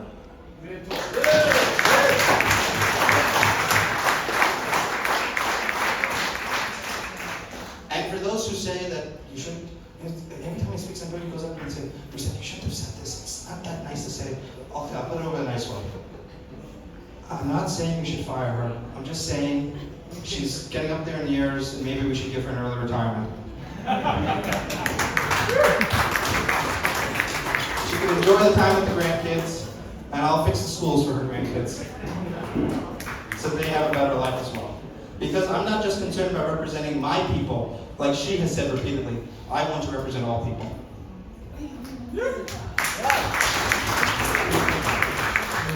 By the Democrats' definition of what is corruption and what is hiding things, even she would fail the test. I remember for the past, 7 years at this point, every Democrat in the country talking about President Trump is corrupt because he wouldn't release his tax returns. He has something to hide. Well, I have news for you. Council Speaker Adrienne Adams refuses to commit to releasing taxes. So what is she hiding? And we can look to what is she hiding when you start digging. Adrienne Adams buying support to remain council speaker. Recently also came out that her office, the taxpayer funding that should be going towards your community and your services, is paying a consultant $150,000. A consultant who's double timing as both a member of the teachers union, UFT, and also as receiving payment from her staff. Where there's smoke, there's fire. I won't go further than that, but people should look into what has she really done for the community and what is she really doing with the spending. It was said she wants to run for mayor. She's not going to even have the chance to do that because she's going to be stopped in her tracks well before. The old statement from the Nixon era is follow the money. And somebody needs to start following the money for her. We look at her policies as well. What are the policies of Adrienne Adams? Recently, the city has been dealing with a migrant crisis. And I think everyone has sympathy for those who want to come to the city for a better life. Many of us, our families were once in the same position ourselves. But there is a certain idiocy to the policy of just handing out free this and free that. Because eventually somebody's got to pay for it. We look at it. Council Speaker Adrienne Adams said the migrants are owed things like free Metro cards and cell phones. As residents of the city of New York, do you get free Metro cards and cell phones? So why should somebody else get that on your dime? It doesn't make sense.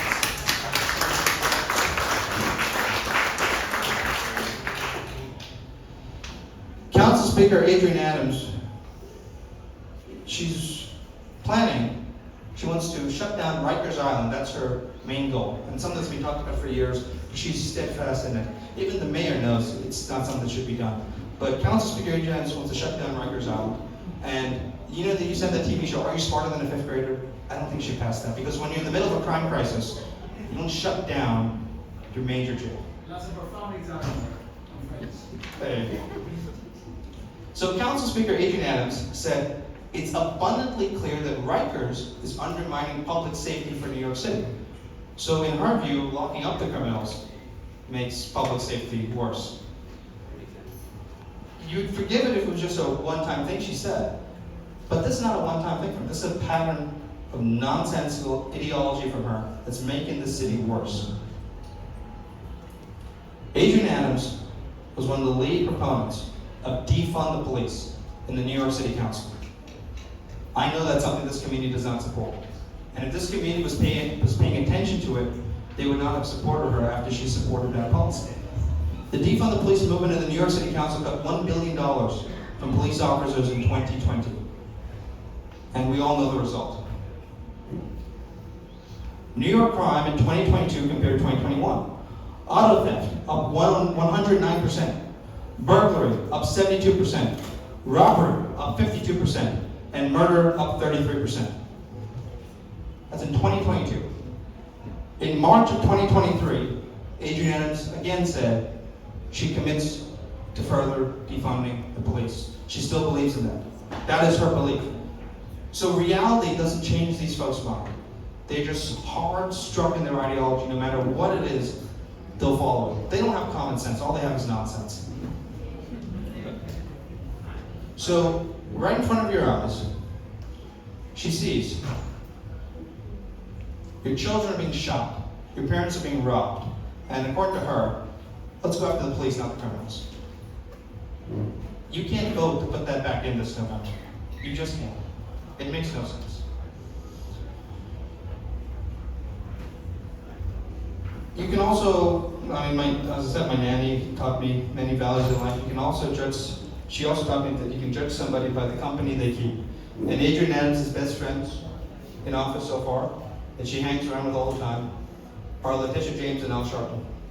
So that tells you about what her policies are, and you can judge her by the company that she keeps. Again, while our public schools are failing, Adrian Adams has become a lead proponent of not fixing the reading and the writing, but instead introducing to ages 3 through 8 drag queen story hour. For those who don't know, I suggest you look up what she's doing there. And I want to be very clear when I say what she's doing with regards to that. Nothing that I say is with disrespect to the LGBT community. We greatly appreciate the LGBT community and the freedoms that they enjoy in this country. That's the great thing about this country, that we all have equal protection under the law and equal rights under the law. But there's a difference between respecting and tolerating and promoting equal rights, equal justice under the law, and teaching topics to ages 3 through 8 that are not age appropriate for ages 3 through 8. And the two of them should not be confused with each other. That is how politicians are able to get away with certain policies, because they follow the policy and then they say, oh, well, we can't go against it because of whatever reason. Yeah. We respect equality, we promote equality, but even within the framework of promoting equality, you cannot teach topics to ages 3 through 8 that are inappropriate for ages 3 through 8. I know this is a family event, so I won't go too into it, but look, you can teach. Okay, it's 2023, there will be a certain amount that you have to teach the topics of LGBT to children in schools. For example, if a kid has 2 mommies, yes, you will have to acknowledge that. But there is a blatant difference between acknowledging and talking about the facts and the history and where it has progressed, and bringing in a drag queen to teach 3-year-olds.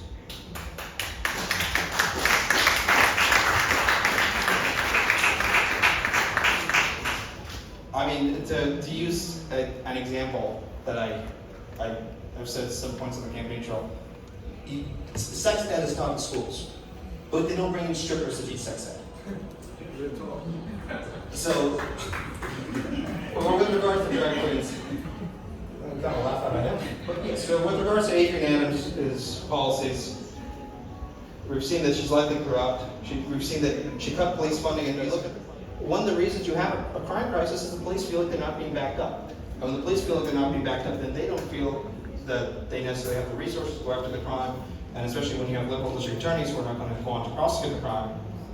And then on top of that, you have store owners that now feel like they're not protected. When I go around, the two main groups of people who I see who were once Democrats but will vote for Republicans this year. One are parents who, they'll tell very clearly, I always vote Democrat, but I don't want my fourth grader learning certain topics. As a result, they're going to protest voting for Republican. And the other are immigrant store owners, whether they're West Indian, Indian, Arab, Chinese, Hispanic, they all say the same thing. I don't feel safe in my store. It's being shoplifted, where I don't have proper protection. It's happening every day. It's not like a once in a blue moon thing. It's a regular occurrence now. And when they don't receive the protection, it's a crisis. It needs to be dealt with. And if they aren't going to, if Adrian Adams is still going to go with defund the police, then we have to put a stop to that as voters this November. So she cut the police by $1 billion.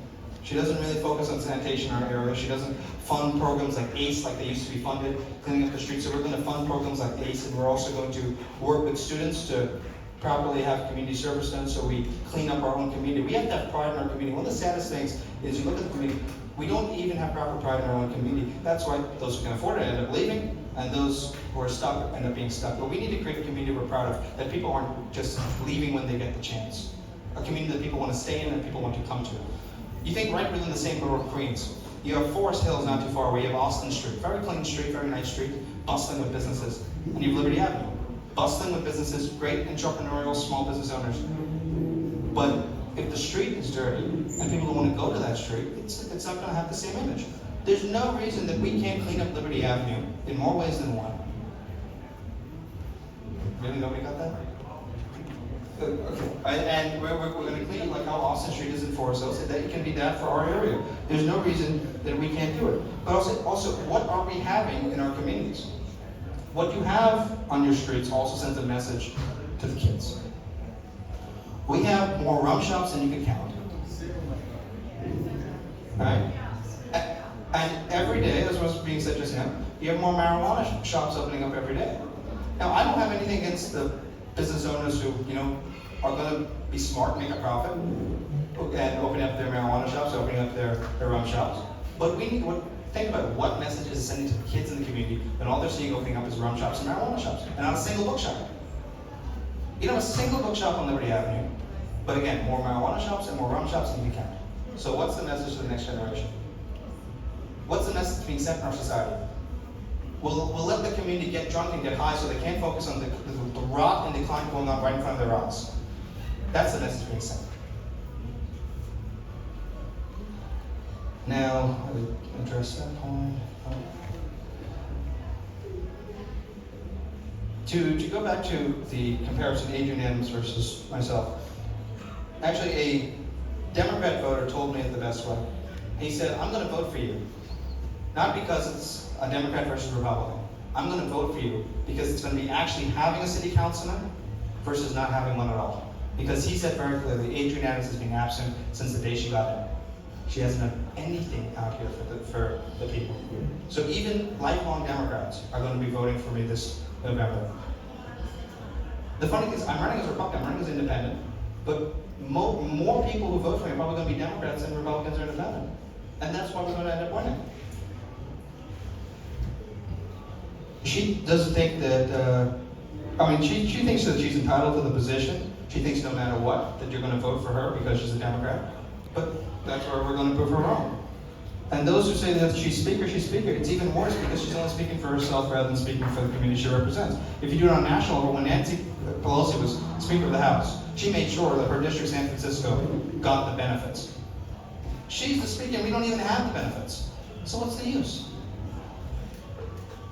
As we talked about the increase in crime, and we talked about that we can actually make a difference with discretionary funding. Because people ask me, okay, what difference can you actually make? And what I say to them is I hate politicians who overpromise to and underdeliver. I'd rather underpromise and overdeliver in the end so you say, wow, we did such a great job.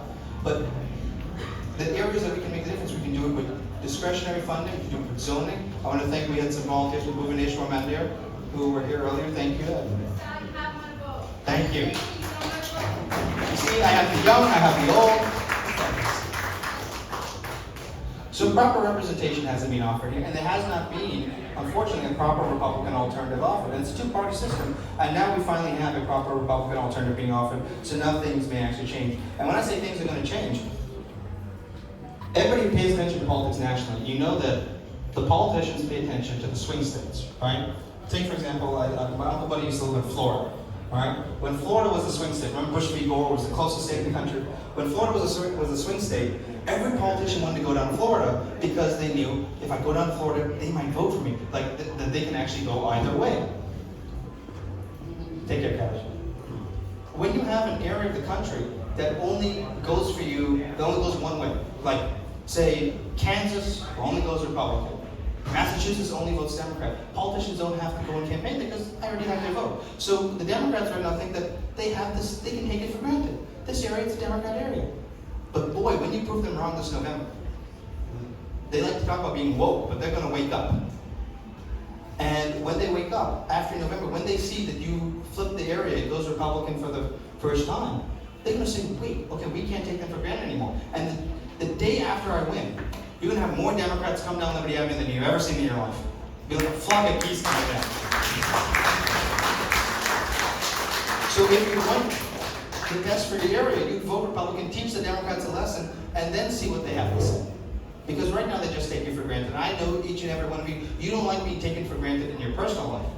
So don't continue to let your community be taken for granted on the political level.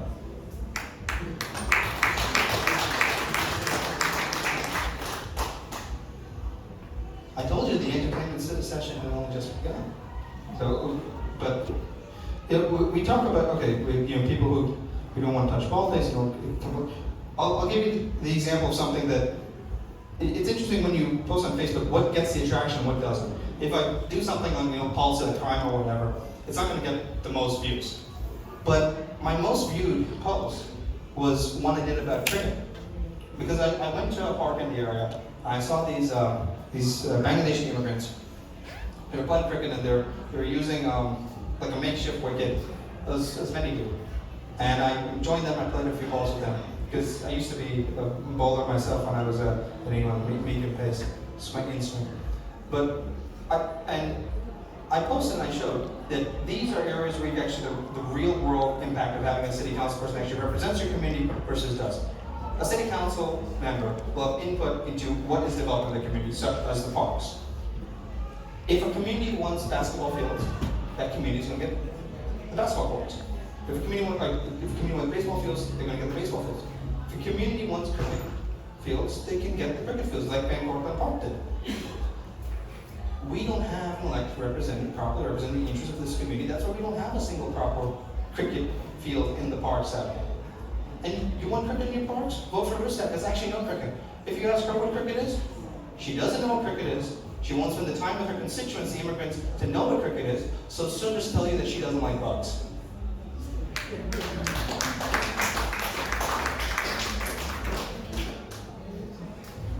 Now, I want to talk about a larger point as well.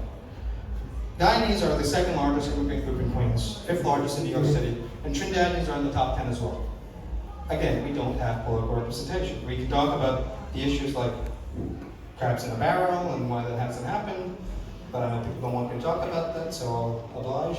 But if you look at it, we are a community that we're a voting bloc. We can have an impact, we can make races go one way or the other. And the time that really came clear was last year during the New York Attorney General's race.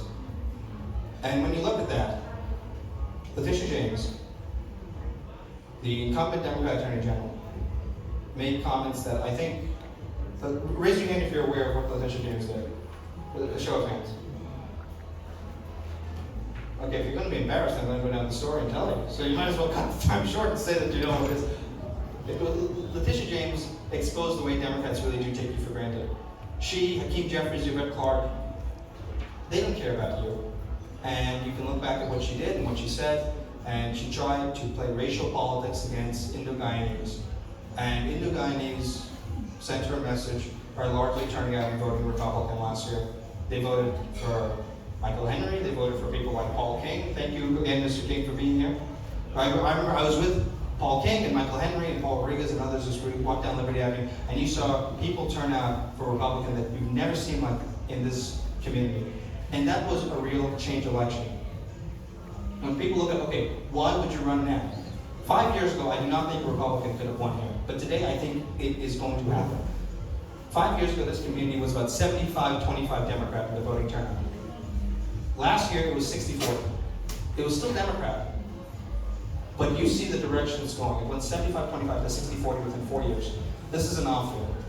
This year, they also have, on the Republican line, is a member with a base in this community, with ties to this community, who can flip votes who are normally Democrat, as I've told you, and bring them into our tent.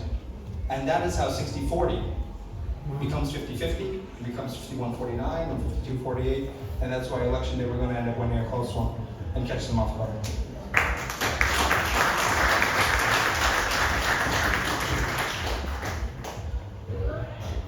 Now,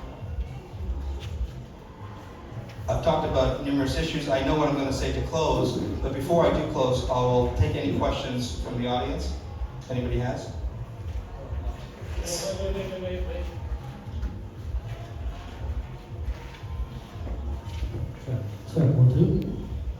Thank you very much.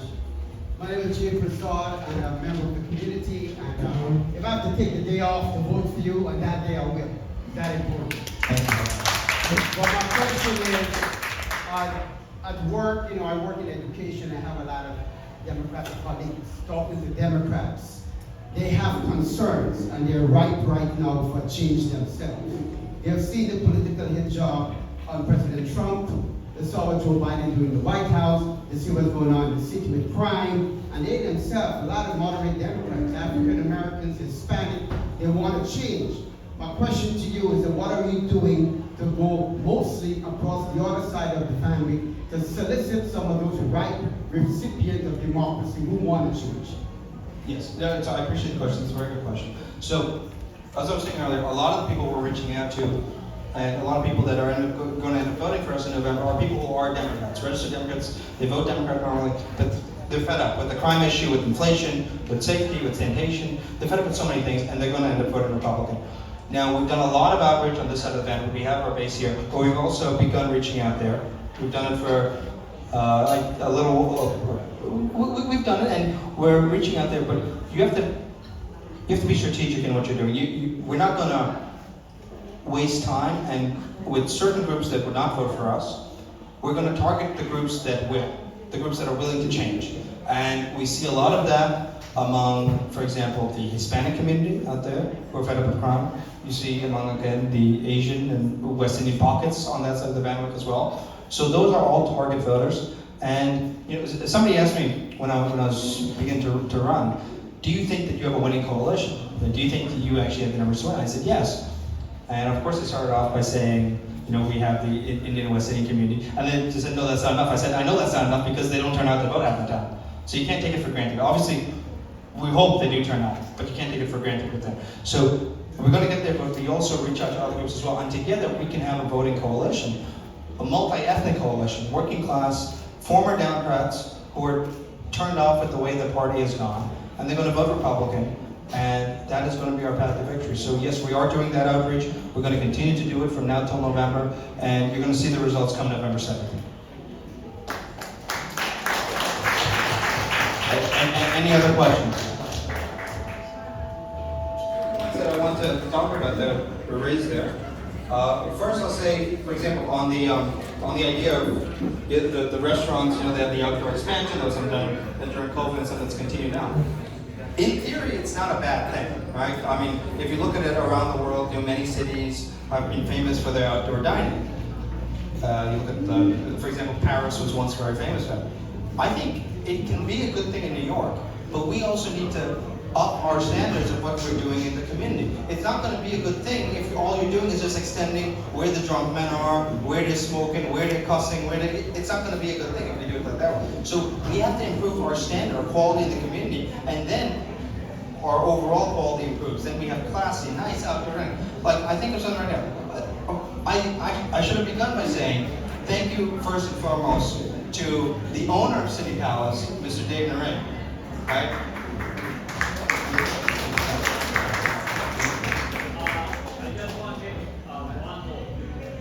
Democrat, you vote for whoever you want. Exactly. So a few points now I have to make.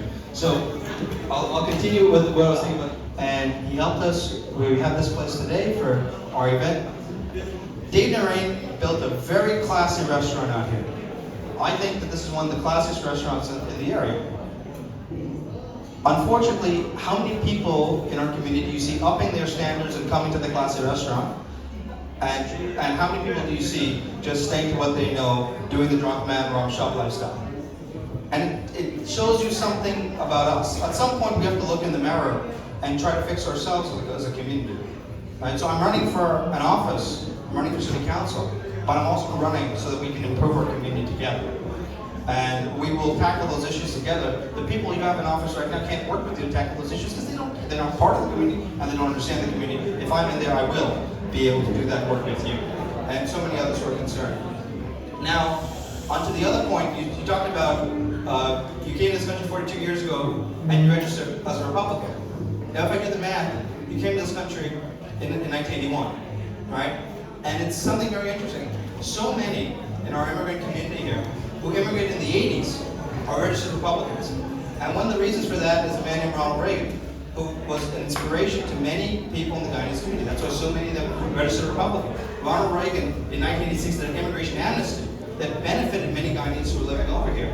And without that, indirectly, my family wouldn't have been able to have the life that they had here. So, and it's something that I bring up a lot because when you run in this community, so many people, they go and they say, oh, well, you is running as a Republican. I don't know if I can support you. Republican is not just about Donald Trump a few years ago, whether people like him or don't like him, he's a polarizing figure, but it's not just about that. The Republican Party is about something much greater. The Republican Party is about many other figures. We can go through the list. You got Ronald Reagan, who was a Republican, who did great things for many people in our community, and that's why they signed up as conservative Republicans back in the day. As you are, you still are. I look at, I know members of my family are in that same position. You look at, for example, some people, they say, oh, Republican. I say, you look at your local level, the Democrat, you can blame Republicans for some things that you don't like nationwide, but you can't blame them for what's going on in the city, because only Democrats run the city, and only Democrats have ruined your city. So you look at Eric Adams, you look at Bill de Blasio, they're the ones who have ruined your city, not the Republicans. So you look at how Giuliani and Bloomberg ran the city. It was clean, it was safe, you could raise your kids here, it was nice, you didn't need to worry about leaving. Now you do.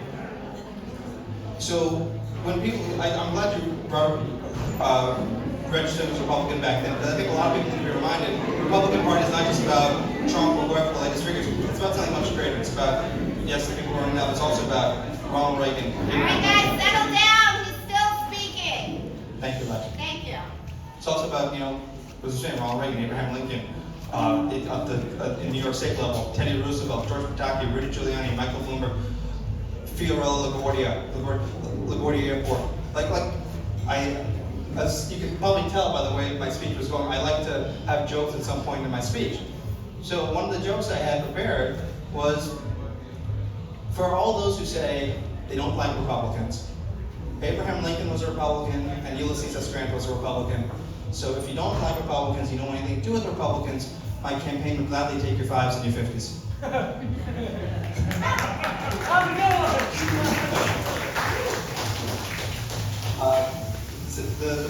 Uncle Commissioner's raising the point just now. Yes, even though I'm running as a Republican, I have the independent line as well, like what Michael Bloomberg in that voting booth. So that's something that is important to remind people, because we need to work on voter education. That's something that I've worked on a while in this community. I used to do a show called Globespan. That's Mr. Nohar Singh, who gave me a great opportunity doing that. I used to work on voter education in doing that program, and we really need voter education out here, because you have some people who I've seen, they go up to you and they say, Rusat, I like you, you're such a nice guy, but I'm a Democrat, I can't vote for you. And then you explain to them, no, it doesn't matter how you registered, you can still vote. And like, oh, thank you for explaining it, because if you didn't explain it to me, I wouldn't have known. And so we need to allow our community to become more like a ghetto every day. We have more ganja shops than you can count opening in the area, but not one bookshop.